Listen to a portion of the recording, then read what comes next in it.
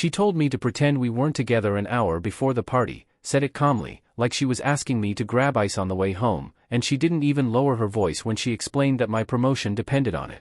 That sentence didn't land softly. It hit with weight. Not because I didn't understand office politics, but because I understood exactly where I stood in her hierarchy, and it was somewhere below optics, below convenience, below the version of herself she was selling to the room. The party was hosted by the regional director, the kind of event where everyone smiled too long and laughed too loud, where titles floated through the air like currency and people memorized each other's shoes before remembering names. I had been told for weeks that this night mattered. My name was already being discussed, apparently. Leadership potential. Cultural fit. Future-facing image. All the phrases people use when they want to pretend promotions are earned instead of curated. My girlfriend worked in the same industry, though not the same company. She knew the rules better than I did. She knew which rumors stuck, which impressions hardened, which relationships could derail a trajectory before it ever got announced. She also knew, very clearly, that dating me did not elevate her status in that room. It complicated it. So she made the calculation. She told me her mentor would be there. She said the senior VP didn't like workplace entanglements, even indirect ones. She said people talked. She said it would only be for one night. She said we'd laugh about it later. She said it was for my benefit, and she said it like that should end the discussion. I agreed. Not because I believed her logic, but because I wanted to see how far she would take it once I stepped aside. Some part of me hoped she'd soften, that she'd reconsider when the room filled and the stakes became real. Instead, she straightened her dress, adjusted her posture, and walked in 2 steps ahead of me like she didn't know my name. I watched her work the room with efficiency. She knew where to stand, who to greet first, which jokes landed safely. She didn't look at me unless it was necessary, and even then, her eyes slid past me with professional neutrality. When someone asked if we came together, she laughed lightly and said no, we just happened to arrive around the same time. When someone complimented her confidence, she accepted it like it belonged to her alone. I was introduced to people who had interviewed me twice already, people who knew my resume and my metrics, and yet the version of me they saw that night was incomplete. I was unattached, unclaimed, easy to place wherever they needed. No personal life to factor in. No complications. Just potential. At some point, someone asked her if she was seeing anyone. She smiled and said she was focused on her career right now. She didn't glance in my direction when she said it. That was the moment something settled in me. Not anger, not shock, not heartbreak in the dramatic sense. It was a clear, structural understanding. I wasn't being hidden to protect me. I was being erased to improve her positioning. The distinction mattered. The promotion conversation happened late in the evening. I was pulled aside, congratulated in advance, told the formal announcement would come soon. They talked about leadership visibility, about alignment, about long-term investment. They shook my hand like a transaction had just cleared. She watched from across the room. When it was over, she approached me with a smile that felt rehearsed. She said it went well. She said she was proud of me. She touched my arm briefly, just enough to look supportive without signaling ownership. She asked if I was ready to head out. I told her I was tired. I told her I'd take an Uber. I told her to stay and network. She didn't argue. She nodded, relieved, and turned back to the room before I reached the door. At home, I didn't sit down. I didn't pour a drink or scroll my phone or replay conversations. I walked into the bedroom, opened the closet, and started packing with precision. Clothes first. Documents next. Laptop last. I left nothing that mattered and took nothing that didn't. She texted once while I was folding shirts. Asked if I got home safe. I didn't answer. I left the key on the counter. I didn't leave a note. There was nothing to explain that she hadn't already demonstrated. The next morning, I sent one message. I told her I needed space and that I would be unavailable for a while. I didn't accuse her of anything. I didn't insult her choices. I didn't argue her logic. I simply removed myself from the equation she had balanced so carefully. A week later, the promotion was announced. My name was in the email. Congratulations followed. So did silence from her. Not the quiet of respect, but the quiet of someone recalculating. 2 weeks later, she tried to call. I didn't pick up. By the end of the month, she showed up at my door, eyes tired, confidence cracked, asking if we could talk, asking if I could forgive her, saying she hadn't realized what she was risking until she lost it. I didn't open the door. Not yet. She didn't stop after the first night I didn't answer. At first, her messages were cautious, framed like check-ins rather than confrontations. She asked if I was okay, said she hoped work wasn't overwhelming me, mentioned small neutral things as if the distance between us could be closed by pretending nothing significant had happened. I read them without responding and noticed how carefully she avoided naming the party, the request, or the silence that followed. She was testing whether avoidance would still work. When that failed, the tone shifted. The messages grew longer, more detailed, threaded with explanations that hadn't existed when the decision mattered. She said she had been under pressure. She said she had panicked. She said she thought I understood how the industry worked. She said she believed we were strong enough to handle one uncomfortable night. Each sentence placed responsibility somewhere just adjacent to her, never directly in her hands. I didn't reply, not because I was trying to punish her, but because every word she sent confirmed the same pattern. She was still managing optics, still shaping a narrative that preserved her competence and minimized the cost of her choice. Even now, she was negotiating. At work, the promotion came with immediate visibility. New meetings. New expectations. People watched how I spoke, how I handled disagreement, how I navigated power without appearing hungry for it. I noticed how often conversations drifted toward personal life, framed casually, like background checks disguised as curiosity. I answered honestly, but sparsely. I said I lived alone now. I said I kept my focus narrow. I didn't volunteer stories. The absence of her simplified things. There was no one to account for, no schedule to coordinate, no image to protect on someone else's behalf. I moved through the days with clarity, and the clarity had nothing to do with emotional recovery and everything to do with alignment. My private life no longer required explanation. 3 weeks in, she stopped texting and switched to email. Longer messages, formatted carefully, paragraphs separated by space as if that made them easier to accept. She wrote about how she had replayed the night repeatedly. She wrote about regret, about misjudgment, about fear. She wrote that she had never meant to make me feel small. She wrote that she hadn't understood that asking me to disappear, even temporarily, would permanently change how I saw her. That line stood out, not because it was wrong, but because it was incomplete. She hadn't misunderstood the impact. She had underestimated my response. I archived the email and moved on. Around that time, a colleague mentioned her name in passing. Asked if I knew her. Said she had a reputation for being sharp, ambitious, careful about associations. The phrasing wasn't accidental.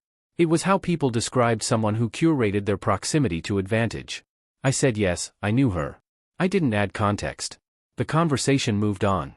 A few days later, she called again. This time from a different number. I let it ring until it stopped. Minutes later, a voicemail appeared. Her voice was strained, stripped of polish. She said she knew she had messed up. She said she missed me. She said she felt like she had sabotaged something real for something temporary.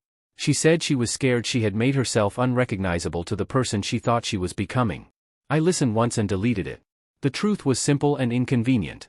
I didn't leave because she asked me to pretend we weren't together. I left because she made that request without hesitation, without negotiation, and without considering that some things, once denied publicly, cannot be reclaimed privately. She didn't protect my career. She protected her access. By the 4th week, she showed up in person. I wasn't surprised. People like her don't rely on messages when stakes rise. They escalate. She waited outside my building, coat too thin for the weather, posture rigid, expression controlled until she saw me through the glass. When I stepped outside, she exhaled like she'd been holding her breath for days. She started talking immediately. She said she was sorry. She said she knew apologies weren't enough. She said she wanted to explain herself properly. She said she understood now how humiliating it must have felt. She said she never thought I would actually leave. That last sentence mattered more than the rest combined. She had assumed endurance. She had assumed compliance. She had assumed that my role in her life was stable enough to absorb disrespect without consequence. She wasn't shocked by what she had done. She was shocked by what it cost her. I listened without interrupting. I didn't correct her language or redirect her narrative. I let her speak until she ran out of momentum and stood there waiting, eyes searching for a signal that the conversation was still alive. When I finally spoke, I didn't raise my voice or soften it. I told her I believed she was sorry. I told her regret didn't automatically equal repair. I told her that what broke wasn't trust in the abstract, but alignment in practice. I told her I couldn't build a future with someone who treated partnership as a liability when visibility increased. She tried to argue then, tried to reframe, tried to insist that she had learned, that she would never do it again, that she would choose differently next time. She spoke quickly, stacking promises like assets, hoping volume would compensate for timing. I told her timing was the point. I said she didn't lose me because of a mistake. She lost me because of a strategy. She stood there longer after that, waiting for something else, a crack, a reconsideration, a sign that persistence might still work. When it didn't come, she nodded slowly, thanked me for being honest, and walked away with her shoulders squared like she was heading into another room that required performance. I watched her go and felt nothing dramatic, no surge of vindication or sorrow. Just confirmation. A few days later, she sent one final message. She said she hoped I found someone who didn't make me choose between dignity and opportunity. She said she would always regret that she wasn't that person. I didn't respond. Because by then, the decision had already done its work. After she walked away that evening, people assumed the story ended. Clean break. Lesson learned. Career intact. They were wrong. Decisions like that don't conclude neatly, they echo, especially when both people keep moving forward instead of collapsing into regret. The distance between us didn't freeze the consequences. It clarified them. At work, my role expanded faster than expected. The promotion wasn't ceremonial, it came with pressure and exposure that stripped away ambiguity.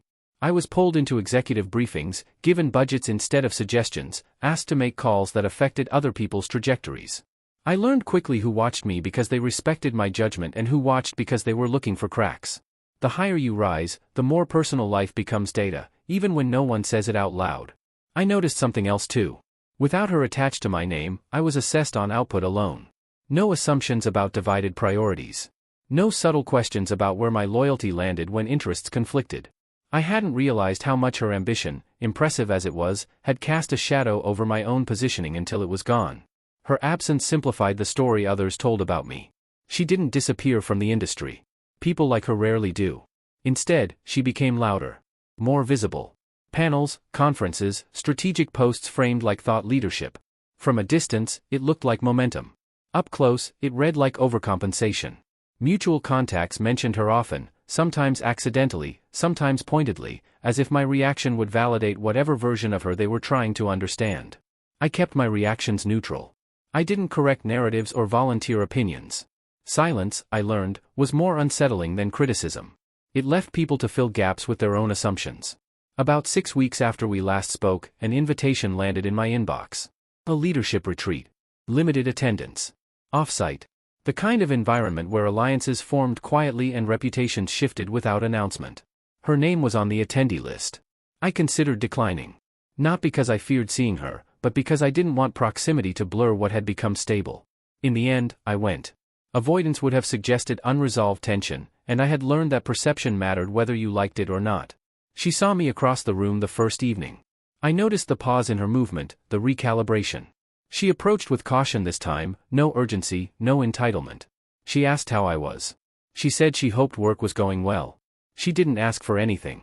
We spoke briefly, cordially, like two professionals who shared history but no longer shared access. People watched without appearing to. I could feel the assessment happening in real time. Who leaned in? Who leaned back? Who commanded space without claiming it? Later that night, someone asked me quietly if we were together. I said no. The answer was clean, unembellished, and it didn't cost me anything to say. The next morning, she requested a private conversation. Framed it as closure. I agreed, not out of obligation, but because I wanted to confirm something for myself. We sat across from each other in a neutral space, no audience, no leverage. She told me she had lost ground professionally since the party. Not in obvious ways, but in subtle ones. Invitations stopped coming as quickly. Mentors became more distant. People who once championed her now evaluated her more cautiously. She said she realized too late that distancing herself from me hadn't insulated her from scrutiny. It had invited a different kind. She said she had thought power came from control, from managing impressions, from staying ahead of narratives. She said she was learning that credibility worked differently. That it accumulated quietly and evaporated fast when people sensed calculation. I listened. Not because I felt responsible, but because the pattern was familiar. She was still analyzing outcomes instead of decisions. Still tracing losses back to optics instead of values. She asked if there was any version of reality where we could try again. I told her no. I explained that relationships don't fail because people choose ambition. They fail when one person assumes ambition requires sacrificing the other's dignity. I told her that even if I believed she would act differently now, I couldn't unsee how easily she had acted before. I told her that trust wasn't about future promises but past behavior under pressure. She nodded. She didn't argue this time. She asked one last question, quieter than the rest. She asked if I had ever really loved her. I told her I had. I told her love wasn't the issue. Compatibility was. That seemed to land harder than rejection. She stood, thanked me for my honesty again, and left without looking back. The retreat ended 2 days later. On the drive home, I thought about how often people mistake access for entitlement. How easily proximity turns into assumption. How rarely anyone prepares for the moment when someone they underestimated simply exits without drama. A week later, she announced on social media that she was taking time off to recalibrate, to focus on personal growth, to realign her priorities. The language was careful, aspirational, designed to signal evolution without admitting failure. It was consistent with who she had always been. I muted her account. Not out of bitterness, but because there was nothing left to learn from watching her perform recovery. My life didn't transform overnight into something cinematic. There was no sudden romance, no grand declaration of independence. What changed was quieter and more durable. I no longer negotiated my presence in rooms that mattered. I no longer accepted conditional belonging. I no longer confused opportunity with permission. And I knew, with certainty, that whatever came next would not require me to pretend I didn't exist. The months after the retreat settled into a rhythm that felt unfamiliar at first, then indispensable.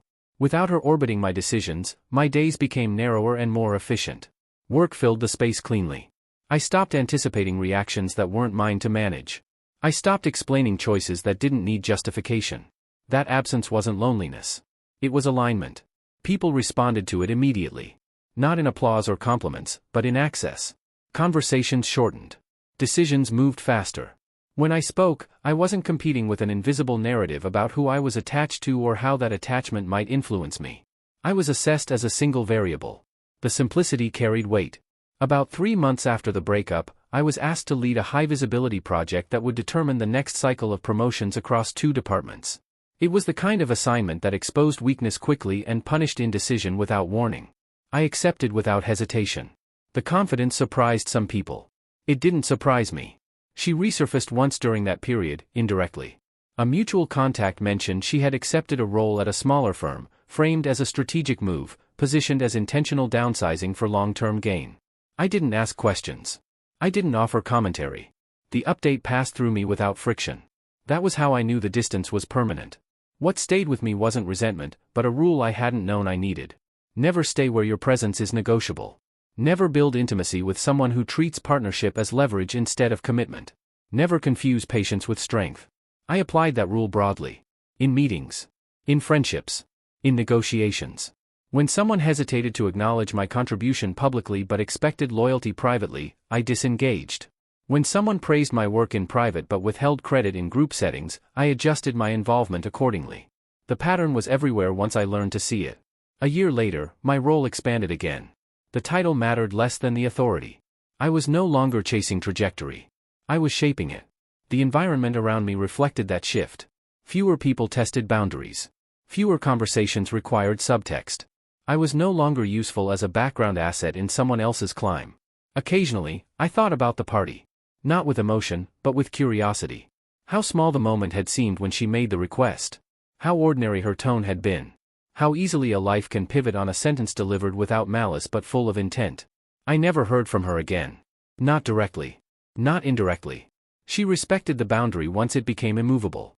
I respected her enough to recognize that her regret, however genuine, did not obligate me to return to a version of myself I had outgrown. People sometimes ask why we broke up. I keep the answer short. I say our priorities stopped aligning. I say timing exposed things conversation hadn't. I say we wanted different kinds of futures. All of that is true, and none of it invites debate. The promotion that night went through. It accelerated my career, yes. But it also removed any doubt about the cost of pretending. I didn't gain power by erasing myself. I gained it by refusing to stay erased. If she had asked differently, if she had hesitated, if she had acknowledged what she was asking me to give up, the outcome might have shifted. But she didn't. She treated my presence as optional and my silence as useful. So I made a choice she didn't anticipate. I left the party early. I packed my things. I removed myself from a future where I was expected to disappear on command. And when she came back a month later, asking for forgiveness, offering reflection and regret and revised intentions, I understood something she was only beginning to grasp. Some doors don't close loudly. They lock the moment you prove you can live without them.